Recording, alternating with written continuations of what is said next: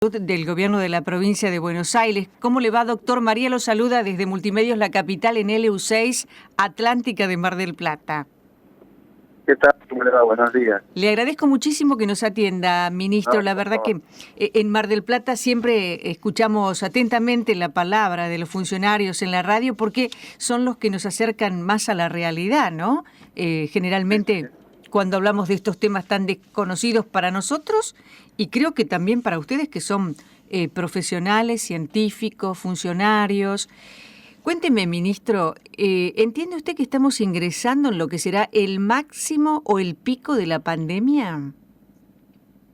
Bueno, como dicen los expertos, ojalá lo que tenemos hoy fuera el pico, porque implicaría que a partir de ahora empiezan a descender, pero no creemos que estemos todavía en esa situación.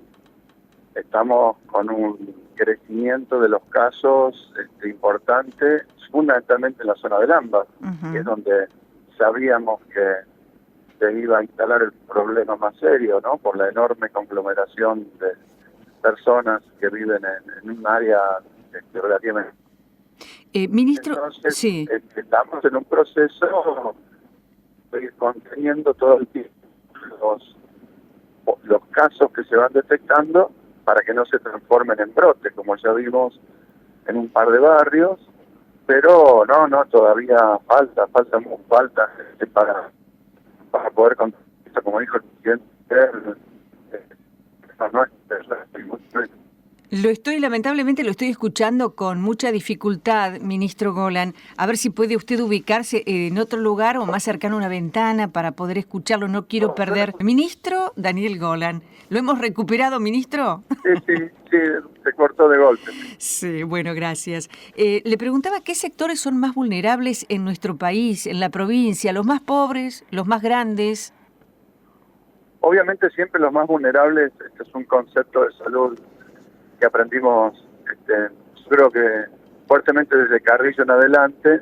Las enfermedades no transcurren de la misma manera en los sectores más pobres de la sociedad, los más vulnerables, que en los que tenemos más posibilidades de acceso rápido a la salud, una mejor nutrición, etcétera. Es decir, eso es así siempre. Las enfermedades, siendo el mismo virus, siempre pueden ser más peligrosas por más que ataquen a distintos, de la misma manera a los cuerpos.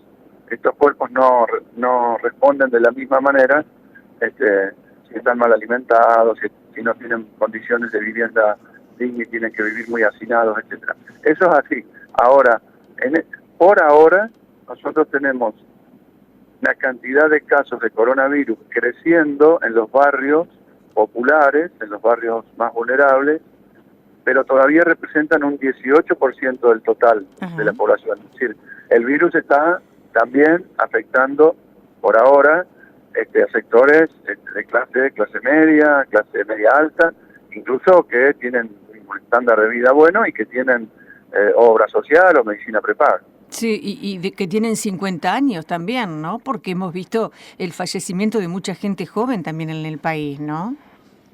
Sí, en general es una enfermedad que afecta principalmente de forma grave a las personas mayores y con que tengan comorbilidades, es decir, que diabetes, hipertensión arterial, insuficiencia cardíaca, obstrucción pulmonar, es decir, asma, EPOC, lo que le decimos nosotros, ¿no es cierto?, enfermedad pulmonar obstructiva crónica. Sí. Esos son los que más, pero también gente joven que tenga estos problemas pueden desarrollar formas graves. Y también, aunque son muy poquitos, jóvenes a los cuales por lo menos no se le ha detectado ninguna comorbilidad y que inexplicablemente hacen formas graves. Son poquitos, ¿no? Cuando uno ve la escala, no llegan a un porcentaje ínfimo, ni al 1%, pero hay casos también. Ahora, ¿puede ser que uno se contagie con menor o mayor grado viral? Sí, bueno, eso pasa siempre con todas las enfermedades virales, es lo que se llama la carga viral de inicio de la enfermedad. Es decir, cuántos virus y de qué forma, por qué vía entraron a nuestro cuerpo. Hay virus que entran por la vía sanguínea, por ejemplo, del VIH que atraviesa las mucosas y entra por vía sanguínea y entonces llega rápidamente a dispersarse en los tejidos. Hay otros que tienen una secuencia que entran por vía respiratoria, por las mucosas respiratorias y tienen otra secuencia de invasión, digamos, más rápida, pero no tan rápida, pero ¿cuál es el problema? Que este tipo de virus tiene un alto grado de contagiosidad. Fíjense el chico de Necochea, ¿no? El caso de Necochea. Sí. Una persona que va a una fiestita, no sé qué era, un encuentro... Un baby shower. Sí, yo no sé bien qué es el baby shower, pero eso parece que era una reunión así, y 22 personas se contagian, ¿no? 28 van, 28. 28. Sí, sí. Entonces, 28 personas en un rato de estar compartiendo. Bueno, también lo vimos con el chico de Moreno, que vino también de Brasil y que contagió como 50, 60 personas en una fiesta. Se tiene alto grado de contagiosidad. Ahora, no se comporta siempre igual. Eso es lo que tiene un poco desorientado todavía a los científicos, porque no se comporta siempre igual, ni en el grado de contagiosidad, ni con personas que aparentemente que son jóvenes y que no por ahí les agarra casos así muy que evolucionan muy hacia formas graves. Seguro. Se está hablando mucho en los científicos, a mí me gusta leer mucho sobre esto porque no entiendo nada, ministro. Se está hablando de factores genéticos, de factores ambientales, de ciudades que tienen o de países que tienen una determinada altura. Todo esto por ahí se publica poco, pero también científicamente se está estudiando, ¿no? Sí, se está estudiando, no, y se publica muchísimo. El problema es que todavía no hay estudios de dimensión suficiente y contundente. No digo, se publica poco en los medios. Ah, en los medios sí.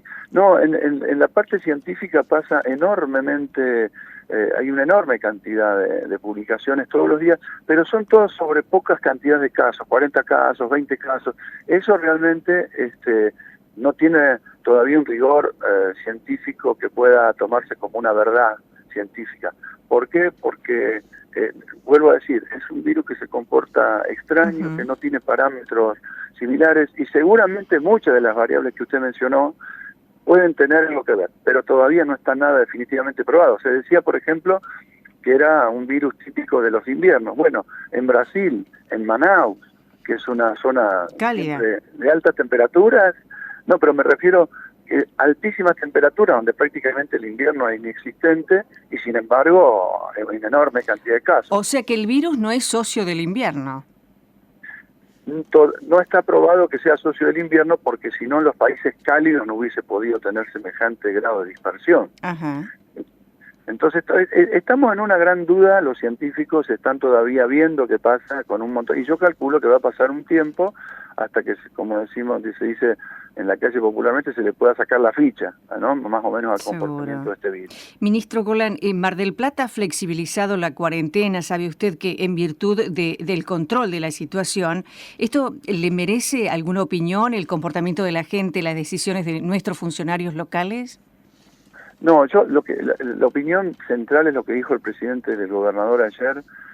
Hay que apelar muchísimo en la responsabilidad individual de cada uno de nosotros, ¿no es cierto? Si nosotros rompemos normas, porque hay habilitación de actividades en algunas ciudades que tienen poca o baja o nula circulación, mucha cantidad de actividades se van a ir, ya se están poniendo en marcha, ya, incluso en algunos lados hace unas semanas que se están poniendo en marcha. Ahora, si uno dice que va a hacer una actividad y que hay que hacerla de tal manera y después nos encontramos todos comiendo un asado sin ningún tipo de medida de seguridad, entonces de nada sirven las recomendaciones. Yo creo que sí, que se está haciendo un esfuerzo muy grande para poder compatibilizar la necesidad del trabajo, de que los comercios, las industrias puedan funcionar y que esto no se nos dispare en contagios.